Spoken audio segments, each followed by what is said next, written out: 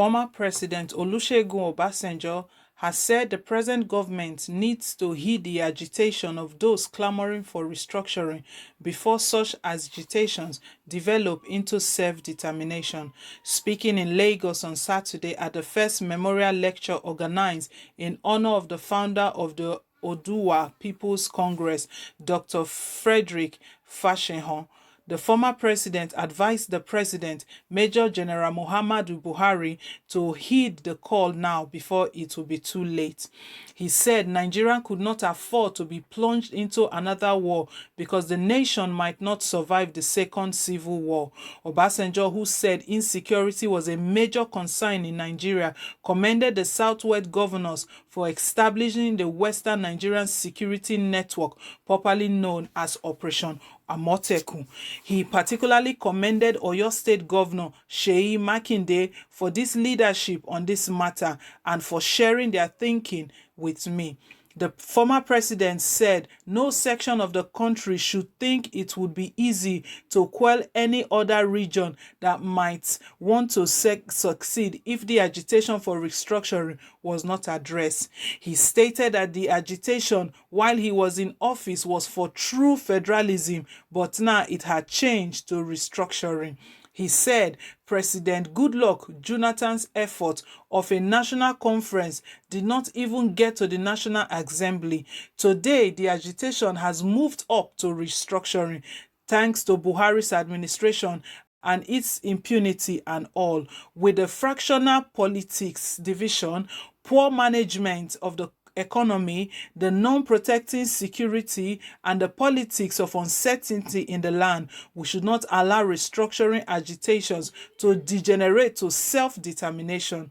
There is still a window of opportunity for us to nip in the bud of possible and indeed likely agitation for self-determination that will be violent, destructive, and all-empowering. We have descended to lack of civilizing bordering on uncivilization, indignity, mutual respect, and crudity in the language of our debate, dialogue, disclosure, address, comments and remarks across tribes, sections, religion, region, ethnicity, and community.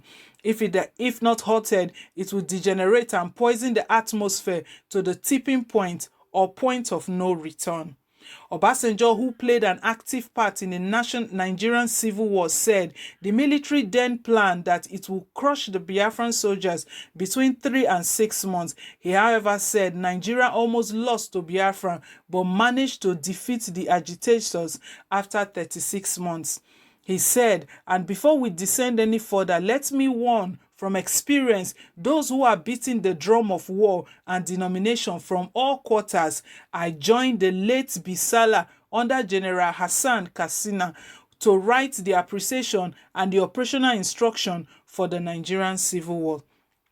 We estimated that Nigerian government would suppress the Biafran rebellion within 3 months to make allowances for the unforeseen. We allowed 6 months, but it took us 30 months, 5 times what we allowed for. And what is more, we nearly lost the war. And as a field commander at the end of the war, I can attest that we fought with all Nigerian tribes, including Igbos, against Biafra. He said the National Assembly appeared to be aware of the lurking danger and wanted to be proactive, but he said the constitution did not give them the power to write a new constitution, but to amend the existing one.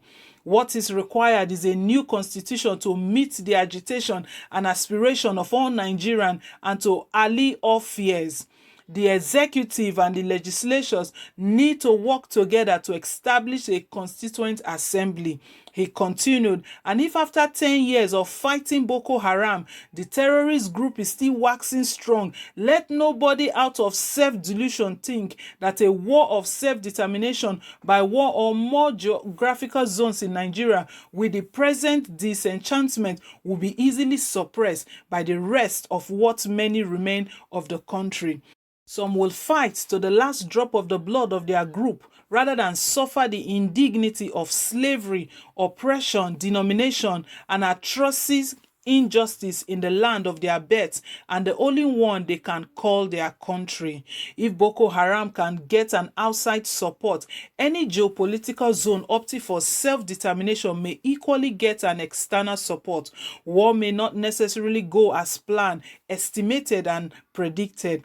Everything must therefore be put in place to avoid a war, the end of which no one can precisely predict.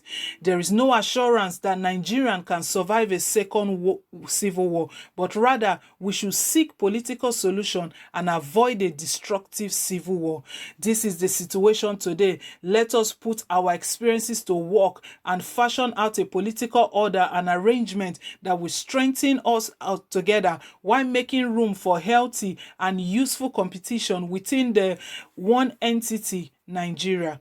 We need not to go the way of Yugoslavia or Sudan, and certainly not the way of Rwanda and Somalia. But none of these countries knew the avoidably and divisive end from the beginning. Let us learn from the experience of others and our founding fathers who resolved their political differences through dialogue and debate without resorting to violence and separation, but accommodation, telling themselves hard truth, tolerance, and give and take spirit. That was the foundation of Nigeria at independence, and let it continue to be.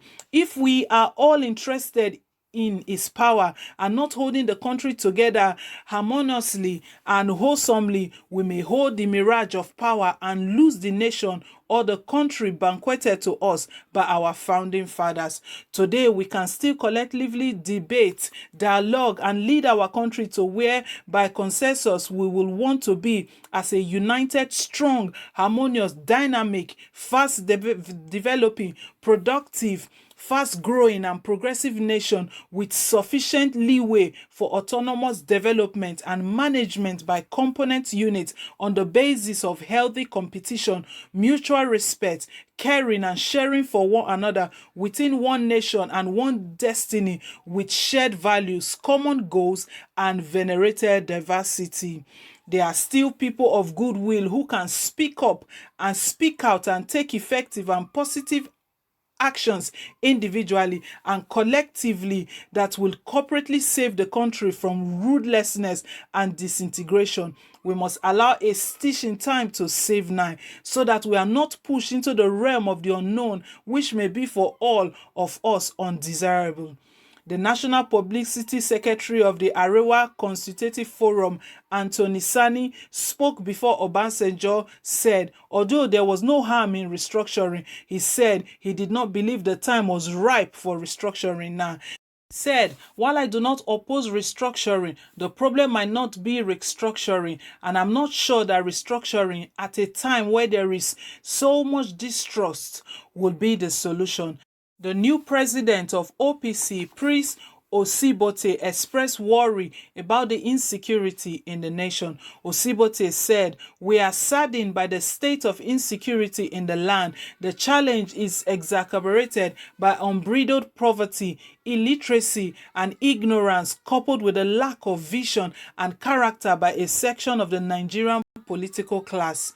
We frittered away ample opportunities that came our way to consolidate on our strength, human capacity, and natural endowments. We unambiguously denounce the spilling of blood in the land, banditry, abduction, and other forms of heinous crime that have almost made life miserable in some parts of the country." One of the children of the late OPC founder, Olubumi, appreciated those present at the ceremony. He said, "I want to appreciate all those for coming to honor our late father. We know that you loved our father when he was alive." There is a popular saying that a word is enough for the wise, and also that a stitch in time saves nine. Mr. Muhammadu Buhari, and people have been speaking to you. We know past leaders with a huge wealth of experience have been speaking to you about this restructuring issue. That it needs to be looked into now, because the way this thing is going to lead into a civil war. It's going to lead into a civil war, and we do not want that for our country at all. We need you to look beyond temporary gains of power. We need you to look beyond all of that and take the Nigerian citizen to be at the heart of everything you do. Our interest has to be in the heart of everything you do, to see that everything goes on well, to see that in our country there is fairness of everything we do. Restructuring. This thing has been ringing for the past couple of days. It's something you need to look into, Mr. President. Do not throw this away. Do not throw this advice away. And one captivating thing here that Mr. Obasanjo pointed to was Boko Haram. Now we are not even scared of war. Probably we are thinking that, oh, if another war arises, oh, we have the capability, we have all it takes to fight this war. Hello, sir. Hello, sir, if you can hear me. Boko Haram has been ongoing for a couple of years that we've not been able to stop them. We've not even done, they've been wasting lives. Families have been displaced because of these people. A lot of people have lost their loved ones. We have not done anything. Then is it a war that we will be able to stop? Obasanjo stated that wars, they don't usually go the way it is planned. During his time, he experienced one live and direct. They were thinking that under 3 months, they will be able to capture the Biafrans and end everything. But at the end of the day, it took them about 6 times what they predicted, more than what they predicted. So, Mr. Buhari, we don't want our country to be torn apart. We want to be one. We need our fathers. We need to go back to the drawing board, the way our fathers lived, in the way they lived, telling themselves the hard truths. There was tolerance. There was the spirit of give and take. Let there not be division in our country, Nigeria. Nigeria is one. We don't want to be in the situation of Sudan or Yugoslavia or Rwanda and Somalia to see how a war tore their country apart. We don't want to really be like them. We are fighting to move our country forward, and some people are not even bothered to see if war starts and this country is going to be divided. I don't know what Mr. Muhammad Buhari has in mind. I don't know, probably because your age, you are not thinking of the common Nigerians. There are many young vibrant people that still have a lot ahead of them. We still want to enjoy our country. This is the only country we have. We don't have another country. This is the only country we have. So let's work together. Let's come together and put aside every personal gains. Put aside every nationality, different ethnicity, and all of that, because we are one. We are one, Mr. Mohammed Buhari. So, guys, this is the thing now. And please, I want to take this time to say thank you to everyone that has subscribed. If you haven't yet subscribed, please do subscribe. Do press the subscription button down below. Please do like, share, comment. We want to hear your take on this. We want to hear what you think about this issue that is on ground at the moment. So, till I come your way again, thank you very much. Bye.